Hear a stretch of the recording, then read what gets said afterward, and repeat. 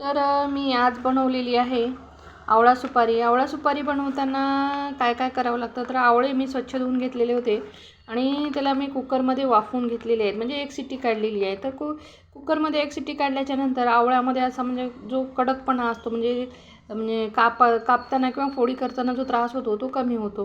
म्हणजे आवळ्याच्या फोडी मऊ होतात आणि आपल्याला कट करायला सोपं जातं. मग मी ह्या बारीक बारीक कट करून घेतलेले आहेत आणि याच्यामध्ये मी काळं मीठ, अद्रक पावडर आणि चाट मसाला असं सगळेच म्हणजे जिन्नस टाकलेले आहे, जे जमतील ते. म्हणजे मी एक माझ्याकडं जिरा, ओवा, दालचिनी, लवंग, मिरे, सोप, इलायची असे ह्याची पावडर करून ठेवलेली आहे, जी मी सकाळी त्याचा काढा करून पिते. म्हणजे काढा म्हणण्यापेक्षा आपण त्याला सोप्या भाषेमध्ये चहा म्हणलं तरी चालते, कारण त्याच्यामध्ये मी थोडंसं चहापत्ती पण टाकून उकळून पित असते.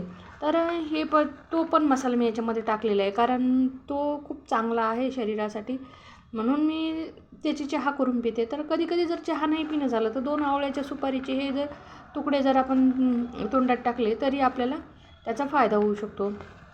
तर ही सुपारी आयुर्वेदिक सुपारी आहे आणि खाण्यासाठी चांगली आहे. आणि कसं असते की जेवणानंतर जर आपण ही सुपारी खाल्ली तर आपलं जे अन्नपचन क्रिया आहे ती सुधारते आणि दररोज पोट साफ होते. त्याच्यामुळं काय होतं की पोट साफ झाल्यामुळं ॲसिडिटी होणार नाही. ॲसिडिटीचं जे मूळ कारण आहे ते म्हणजे अन्नपचन न झाल्यामुळंच ॲसिडिटी होत असते.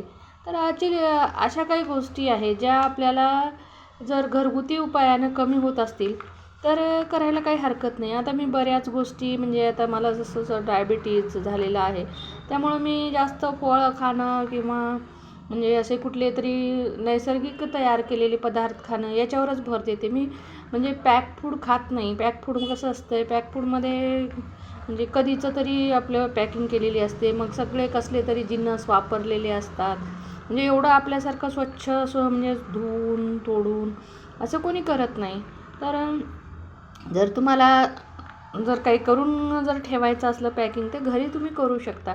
बाहेरच्या ज्या पॅकिंग फूड वापरून आजाराला निमंत्रण देण्यापेक्षा आपल्या घरातलं फ्रेश ताजं असं आणि स्वतःच्या हातानं बनवलेले जे फूड असतात ते आरोग्याला म्हणजे हितकारक असतात आणि बाहेरचे जे असतात ते अपायकारक असतात. तुम्ही म्हणता ना हॉटेलमधलं जेवण रुचकर लागतं, पण कसं असतं की त्या हॉटेलमधल्या जेवणामध्ये प्रेमाचा ओलावा तर नसतोच.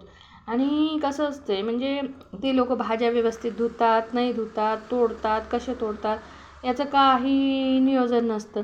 आणि ते कसं असते की जेव्हा आपण घरी जे पदार्थ बनवतो ते अगदी आपण मन लावून स्वच्छ धुवून म्हणजे स्वच्छ असं तोडून आणि त्याची अगदी योग्य प्रमाणे म्हणजे काळजी घेऊन आपण बनवतो. त्यामुळं घरचे पदार्थ असतात. आवळा सुपारीसुद्धा पॅकिंगची मिळते, पण ती आता कसे आवळे असतात, कसे किडलेले, कसे काही खराब झालेले वगैरे आवळे, ते कसे हे आवळे म्हणजे सरसकट घेतात आणि कट करून तुम्हाला वाळवून पॅक करून देतात.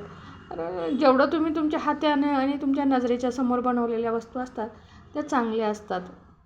म्हणून तुम्ही सगळ्या वस्तू जर घरी बनवून ठेवलात आणि घरच्या घरी जर बनवलेल्या वस्तू खाल्लात तर तुमचं आरोग्य पण चांगलं राहील.